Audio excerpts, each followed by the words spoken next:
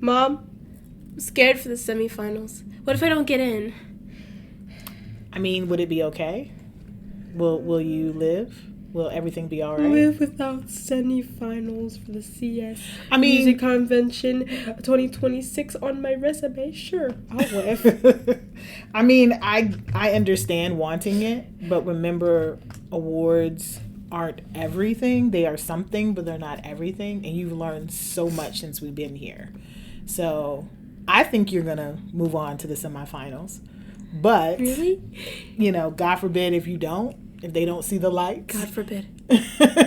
Then you'll be just fine because you've learned a tremendous amount of things since you've been here.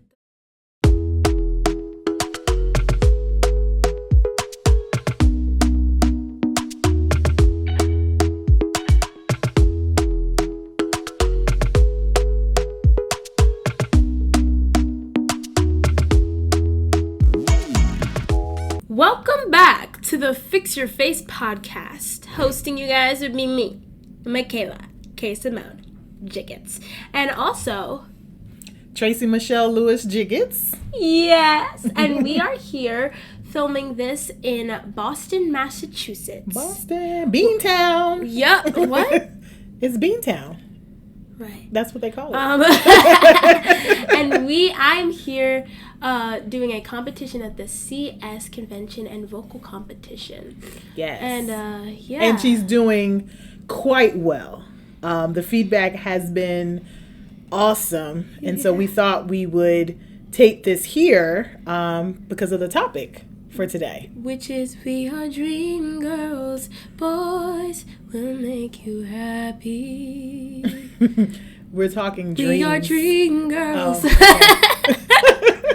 Okay. Yes, we're talking about dreams today and specifically the pursuit of dreams and what it means to have support, especially you wanting to be a Broadway star, a singer, triple threat in the building, but like what's needed, how you so for instance, we're at this conference, we're at this competition, and you're a little nervous because you did the second round of performances, and now we're actively right now waiting to hear. And let me just tell you guys, the day before we had to leave to go to Boston for this competition, I got sick. And I am still currently with a stuffy nose and congested chest. But yet I am still here. That's called dedication. Thank you. It's dedication. So as your mom... Tea every day. Yes, tea, honey. Yes, nebulizer, steaming my voice in the shower. All those things. Practice rooms, stuff But like as your mom, I will say that's hard for me. Because as someone who's also an artist... I know sometimes the catch-22 of pushing through.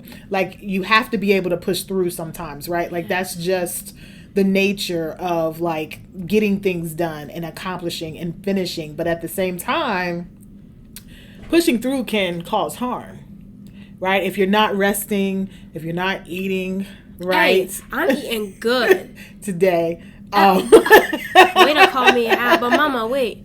We got to introduce our new Boston fella, Dave. Dave the Octopus. We have a new fidget, guys. Dave the Octopus. Yes, Dave the Octopus. Dave is really special because he has these little pods that make popping noises that will annoy my mom eventually. So, and then he got glitter inside him. Oh, Dave is my new fidget. Got him for the gift shop because, again, I've never been to Boston before. So, this is my thing. So, about dreams. Dreams. Mama, you have already sort of fulfilled your dreams, right? Being a writer? That's a very good question. Have I fulfilled my dreams? I still see myself as being on the road to fulfilling my dreams. I don't necessarily think, when I was your age, I can't necessarily say that I just knew I was going to be a writer. I was a storyteller. I did the plays. I wrote in my journal. I wrote raps and, hip hop lyrics and songs and poetry. I started off as a poet, and stories and whatnot. But I didn't come from an environment or a time that said that you can do this full time. You can be an artist and that's all you do. So I got a master's in business before this. At at Montclair State University. I got it eventually got my master's in creative writing, but I spent a long time, I was in PR, I was in sales, I was in marketing, I was doing all of this stuff, not thinking that, I always saw my writing as something on the side. It's only, Kayla, within the last, I will say 10, 15 years, probably since you've been around, that I've even thought that I could pursue this dream of mine full time, and now I am doing it full time. So I guess in that way I may have accomplished a part of my dream, but there's so much more that I want to do as a writer, and so many things that I want to accomplish. But let's just point out, this lady has won award after award after award for her amazing writing and books, and she has helped other people get their words out into books, and that's just amazing that you're doing that for people, Mama. I appreciate that, Shug. I do. I appreciate that. But as I said, there are so many things that I still want to do. So I guess where I am now with you is that I want you to know that out the gate, you can pursue this thing. That's the reason why I go so hard. We even bump heads sometimes because I go so hard with, if you're telling me when you stood there and said, I want to do musical theater, I want to be on Broadway, the first thing I did was like, okay, so we got to go see some Broadway shows. We got to get you into some classes. We got to study, when you went off to high school, okay, what high school are we going? Are we going to do a performing arts high school? Like all of these things, like I'm the type of person that's like, okay, let's make it happen. But, I want you to know that your dreams are possible. I don't want it. I felt like a lot of times, and this is no shade to my parents or anything like that, because they just didn't know. But I felt like my dreams marinated in the abstract, meaning that like they were just kind of forming themselves out there. But I want it to be concrete for you. I want you to know this is what I can do. This, and I think you're like at this conference right now really seeing the possibilities, don't you think? Oh my God, yes. Oh my God. Because these master classes, she has to do back-to-back master classes. And these teachers, which come from some of the top theater schools, vocal schools around the country, they are no joke with their feedback. They are giving constructive feedback, and like on the spot you're watching people transform their voices immediately just with an adjustment. They'll sing their whole song, and the teacher will be like, okay, so what do you think you did well? Some of them will be like, what do you think you did well? And then we would say that, and then they'll work with us, ask me what the story of our song is. And it's so amazing how like they did it, because they did it with me. Yes, the teachers did it with me. And when I think, have they posted a video of me singing "Waiting for Life" before? No, we can post. We'll post a little clip in here. Yeah. Stranger, racing down the beach, racing in places that I was meant to reach. My stranger, one day you will arrive. You curls up and a hopping off will drive.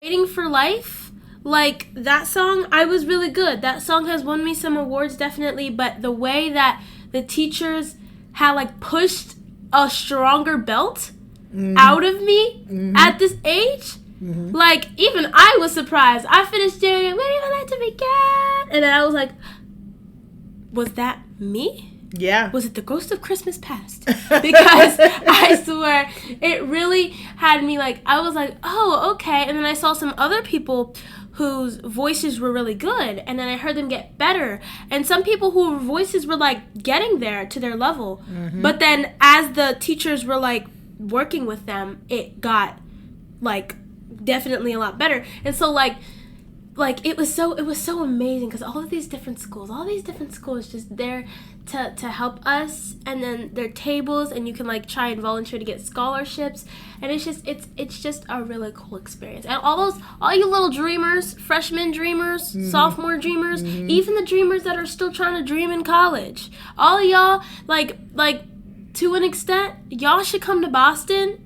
And y'all should do this competition. Y'all should do the convention, even if you can't do the competition. Or not even just this competition. I think where what you're getting at is like find ways, because not everybody not everybody has the money to go to a competition or a convention, but there are always ways for you to pursue your dream, right? So that might be you go to YouTube University, right? Oh, yeah. And you look up some of the top, whatever in your field. If you're wanting to be an engineer, or if you want to be a rocket scientist, you want to be an artist, like you looking up those people, making sure that they're legit, and then once you figure that out, like studying with them. Yes. There is like so many things that you can do. You can read books. That's still a thing, right? Read books about your topic. Go to the library.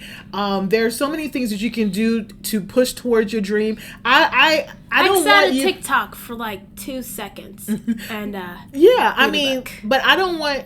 Like, I don't want people to think that, because there are people who unfortunately don't have support. Yeah. Right? They don't have the mom or the dad that's going to chase them around and drive them from here and there. But I think if somebody, actually LeVar Burton, he shared this with me. He said, if I can talk you out of your dream, then it wasn't your dream in the first place. Right? Like, so like this idea of like, if I could say, oh, Kayla, you shouldn't do this, whatever, then while I'm influential as your mother, there should still be a seed of you that has that desire to do it. And you may not know why. And a lot of people just have the desire, and that desire fades because they don't have the tools. But we live in a time now where people have access on the internet. They have access to pursue their dreams even when they don't necessarily have the support.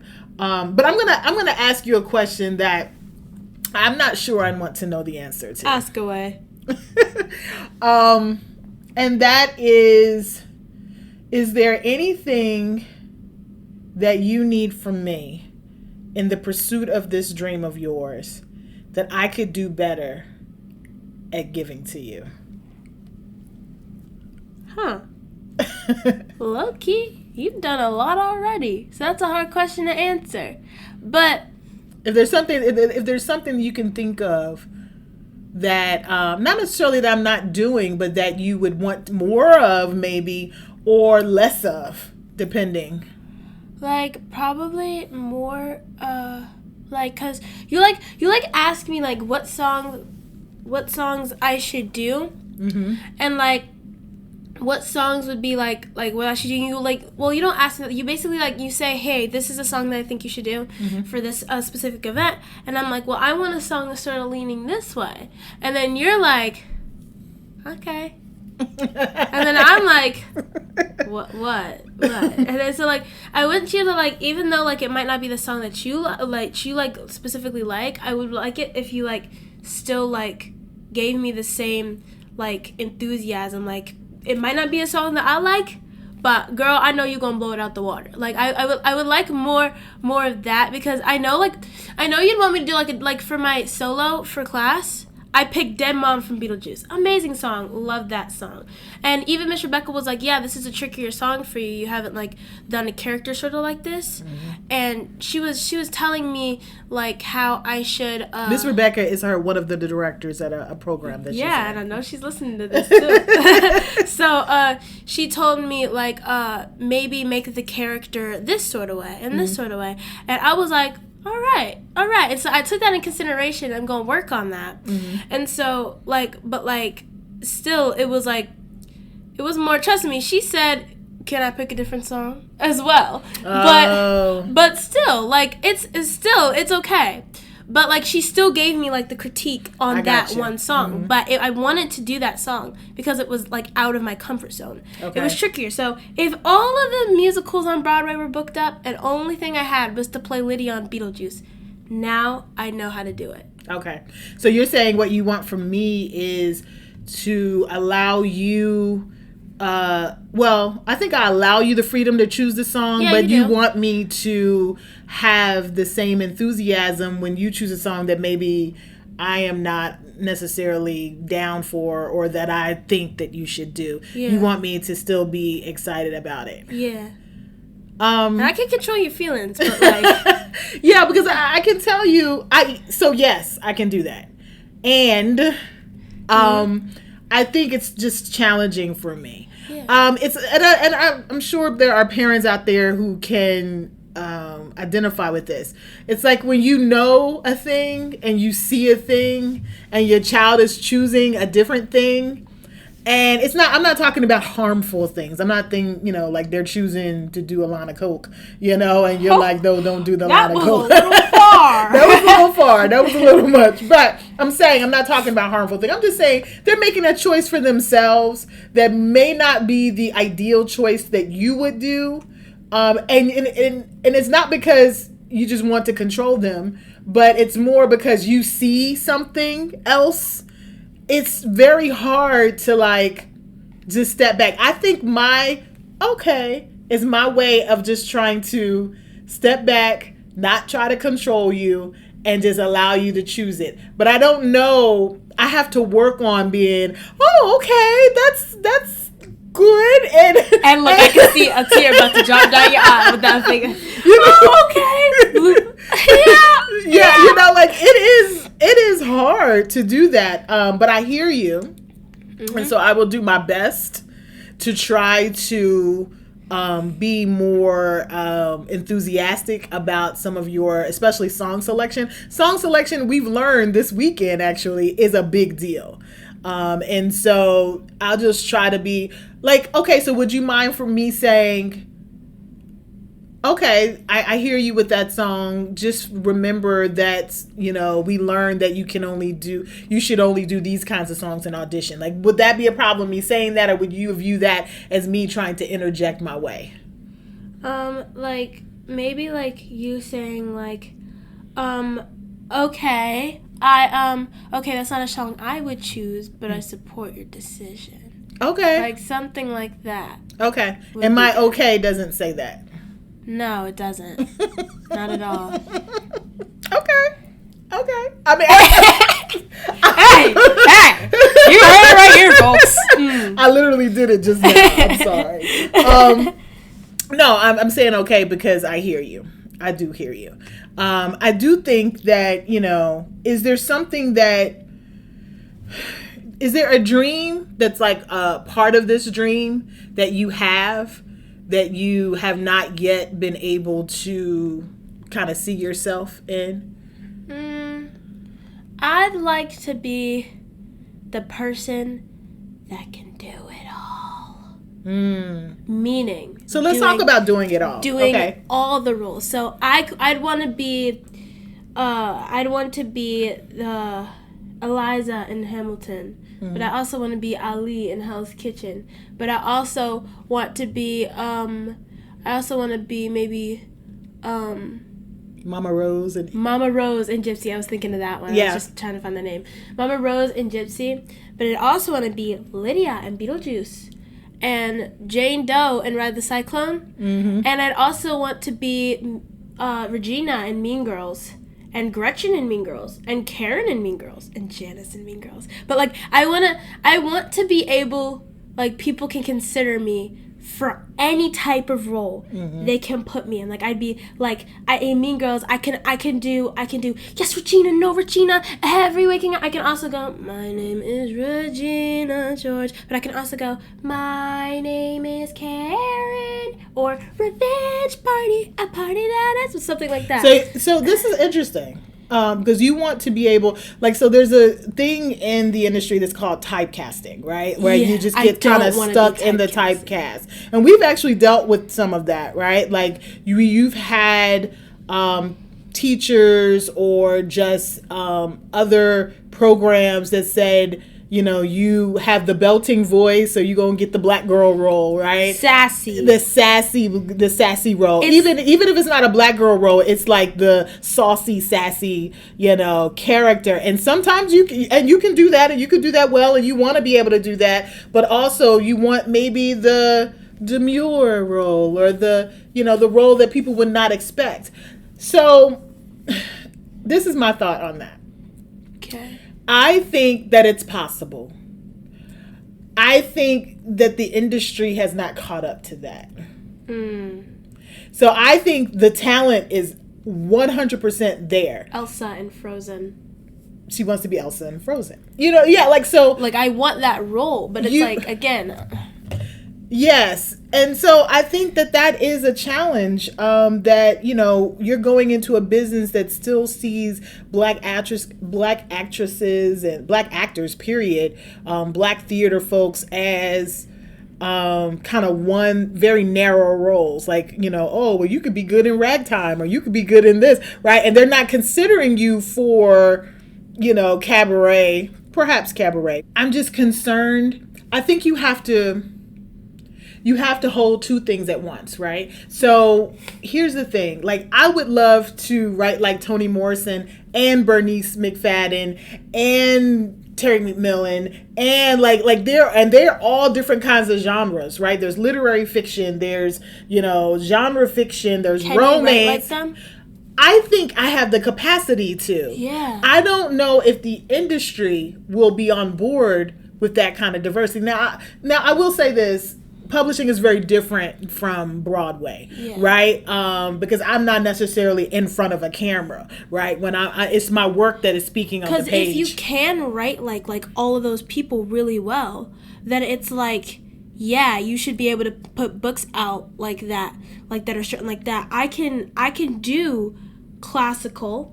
I'm not like as good as I am with musical theater, but I can do it. I can do operatic stuff like that. Hopefully that's the right word. But like I can do that. It's just that's not what people look for when they look at me. They look for belting songs, and they look for that kind of stuff. So like when I want to bring to them Ballad of Jane Doe, or like Phantom of the Opera, like they sort of get like, they're like, really, I wasn't expecting this. And sometimes that can be good, like, oh, I wasn't expecting this, like she can do it all. But sometimes it can be like, I wasn't expecting this, I don't like it, I like her as Sandy Cheeks from SpongeBob. But like they have like a certain image of you. Even though I kind of wanted to do Sandy Cheeks. Well, it's okay. Like, I think like you can be in your lane. I don't think there's anything wrong with choosing a lane and rocking out in that lane and being in that lane. But when you want to stretch, when you want to do something else, I think you should have the opportunity to do it if you're good. But I think sometimes in Hollywood and on Broadway and theater, they just have very narrow views of what the vision of that character can be. Can you be Elsa with the long blonde hair and be effective? White hair, silver hair, whatever. Like, can you be that and be effective? Well, I think you can. Will that suspend belief enough for the audience? I think it can. But it's the producers, it's the people that are putting these shows up, that really have to be able to see that. But I do think it's changing. I mean, because you have people like Audra McDonald that are doing roles like Mama Rose and Gypsy, right? They're doing even these. Though that's all I see. That's all I see. But that's because you've only seen her in that role, so you haven't seen any of the previous versions of that. Yeah. Roles that maybe a Bette Midler or somebody, Funny Girl, something like that. Like, I think that there are black actresses and black actors in general that can do those roles, but they have to be brought on board to do them, and that's not always the case. And that really, I think that's like our mini Make It Make Sense, because if you have the talent, if you have the capacity, if you have I know there's a vision for a production, and I get that. I'm not a director, but I've directed stuff before, so I know that you have a vision for what these characters are. But how do you expand your vision? How do you open your mind to say, hey, this beautiful black girl could actually play this character that we ordinarily would think is a very European character that has that look, right? And vice versa, though. So then the question is, can we have a white girl play Dorothy in in The Wiz? No. Really? I don't think so. I feel like if it was someone like Kelly Clarkson. No. And that's like, I do have The Wizard of Oz, so that's different. So, but that's a conundrum, right? That is a conundrum because I think there were roles that were specifically created. So this is my take on that, right? Roles that were specifically created for black folks because we were X'd out of these scenes. Right? They were created for these roles for a particular reason. It wasn't like we were open to everything, but we created. There was limitations, and so we created these roles. I think that there's a cultural value. There's an authenticity to keeping them in that character. But I do think that a director might say, well, this Russian character needs to be, look like a Russian, right? So then, do you think that if like white people didn't like in the past enslave us and did bad things to us, do you think that if we came to America on our own, or something happened where the Native Americans made an agreement with the colonizers instead of the colonizers just colonizing them, and they made an agreement, they lived together, then we just came to go see what it was like, then we ended up living there, and everyone was just like how it should have gone, no enslavement, work by yourself or get paid, so that, and then, but do you think if that happened, do you think that black people wouldn't have made their own stuff, there wouldn't have been there wouldn't be Black History Month, or there wouldn't be everyone just be together, everyone went through the same stuff, do you think that's how it would have gone? And there would be white people playing black roles that were originally black, and black people playing Russian and Hispanic and stuff like that. Do you think that would happen? I think that we would have Black History Month, we would have Native American History Month, we would have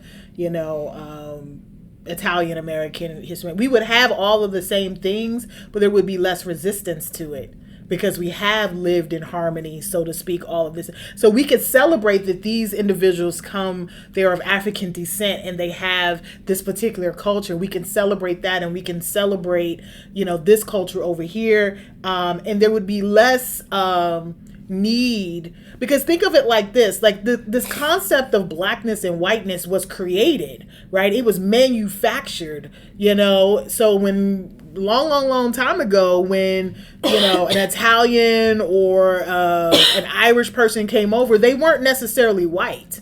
They were representative of the land that they came from, right? But here in America in particular, they created Bacon's Rebellion specifically. They created whiteness because they saw that poor white people were getting with the enslaved and to topple the people with the money, right? The landowners, right? And they were like, oh, wait a minute. So if we give these poor white people a designation that makes them better than the enslaved, then they most likely will not come together and fight off the people with money that's creating all of the problems, right? And so it was manufactured, it was created. So if we didn't have that creation of whiteness, that there would be no need to create blackness. And so I think there would be a sense of cultural respect, right? And instead of us having to fight, if you think about everything that's going on right now, we are still fighting to be seen as equal and to have equity on sometimes some very basic things. Like, we want to teach our history so everybody in America knows the history and we can do better. You can't do better if you don't know from where you've come. And so, to answer your question, I just think that it would be different. I don't know a world where colonization and the transatlantic slave trade didn't happen, right? And I don't know that we can even fathom that, because it has been for thousands of years, very much, or hundreds of years, have been very much a part of the way the systems of this world have worked. So I think that's a very good question. I just don't know if it's one that we can really know or we can answer. All right. But I want to bring it back to dreams, because I think part of dreaming is just having an imagination and being able to see yourself. And so, just talking to our audience, like, I would encourage everyone to do things. I'm the joy lady, right? Yeah. So I think that part of, tapping into your imagination and dreaming something, like, I'm always telling even people that are my age or older, 60, 70, or whatever, that you can still dream. You can still do the thing that you want to do. It doesn't matter your age. You're never too old to get started, right? But you have to have the imagination, and you have to be able to see yourself like Michaela sees herself on that stage. Yeah. You can see yourself on that stage. That's how it was when I went to my school. Mm-hmm. My school, on the day that we met my teachers, and like on the stage, the pack.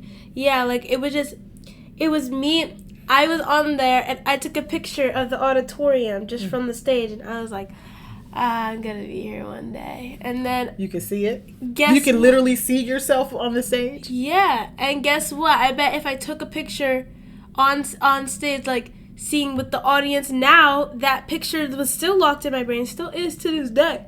But now, I can, like, sort of mash the picture with the brain picture that I took of the audience being there, and the lights dimmed, and the spotlight on me. Because you've performed on that stage. Yeah, so you were able to make it come true. Talent show, vocal showcase, drama showcase, dance showcase. Yeah, all of them.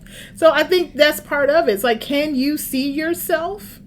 Can you see yourself in your dream doing the thing? Can you imagine? And part of that is tapping into joy, right? Like, can you find what brings you joy, right? And play in it. Just play. Like, it ain't even got to be that deep. I'm not telling you to leave your job. Stay there for a little bit, right? Stay in your job.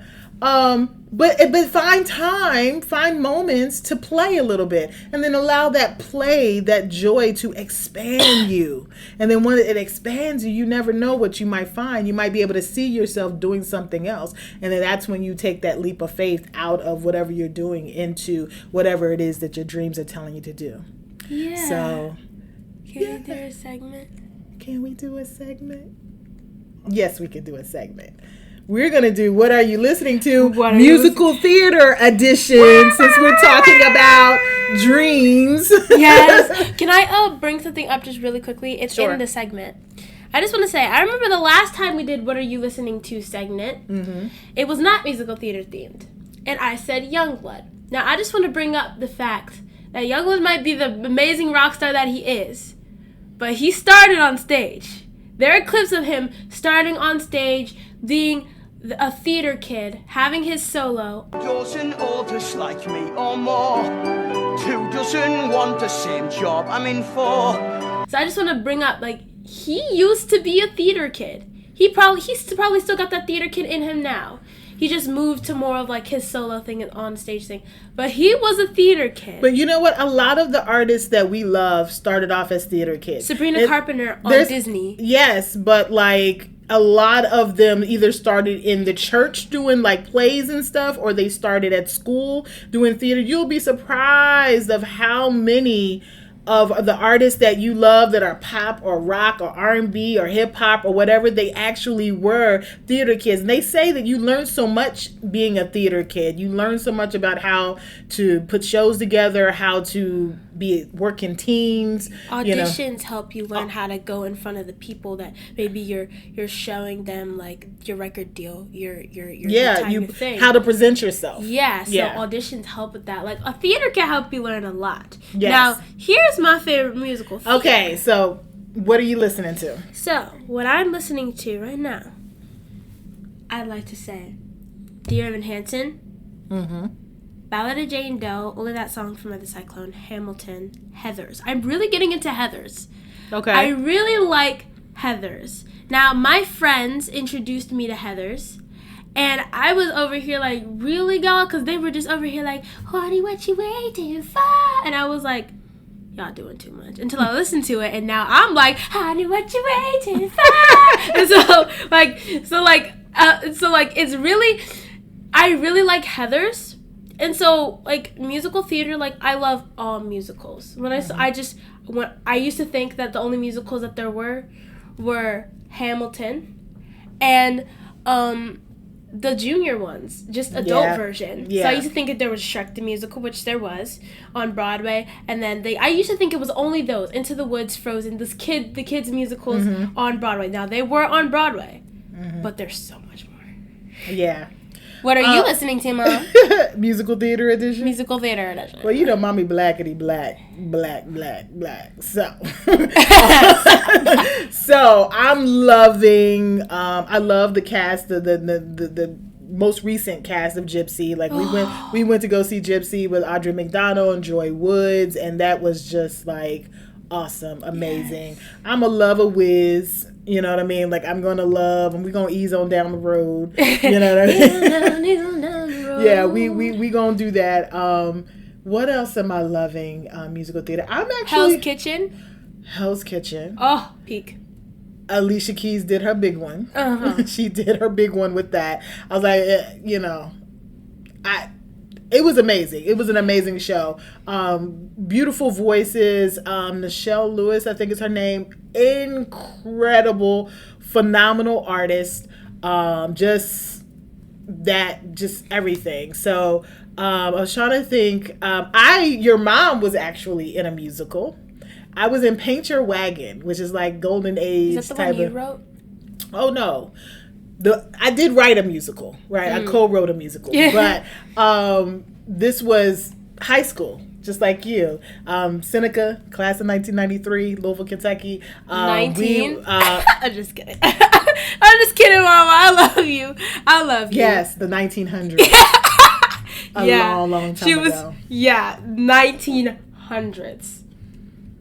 Anyway, I was in an ensemble. So it wasn't, I didn't have a lead role like Miss Thing. I feel like you should have, though. You know what? You said you used to be a good singer when you were... You still are. I used to be. Like, no, I'm sorry. I didn't mean it like that. Because you are. I hear you sing with your vibrato. But the thing is that, again, this I did sing it at church in the choir. But I think the thing is that support matters, right? And it's not like Nanny supported everything that I did, but she didn't have like the capacity, we need to get her this and we need to get that. And she didn't have the ability to do that, right? So like, I think that had I had some nurturing in those kinds of gifts, right, and pushing and like, you know how mommy cracked the whip, with you, like, okay, practice, you got to do this. If I had more of that, vocal rest, Kayla. Stop singing Heathers. Yes, we've been dealing with that. So like, I feel like if I'd had that, then perhaps I would have gone that route. But I went the writing route, and I'm okay with that. I did write a musical several years after that. But yeah, so I do love like all like Debbie Allen. I think she did Sweet Charity.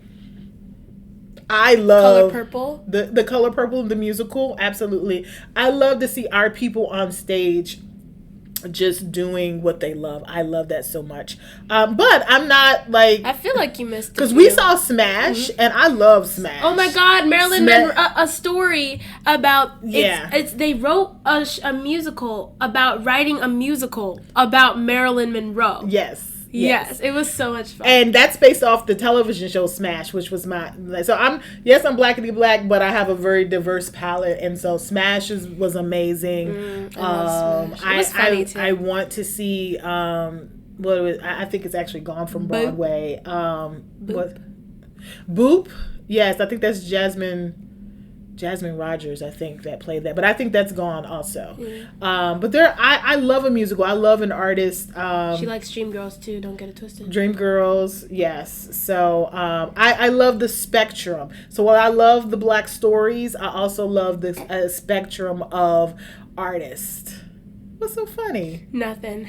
I was just thinking about autism when you said spectrum. Oh, that's word trigger, right? Yeah. It just thought, okay, I got you. Not that autism is funny, because it's not. But it was just a word trigger. I was just thinking about it, and I didn't want to say it. So I was just like, Got you.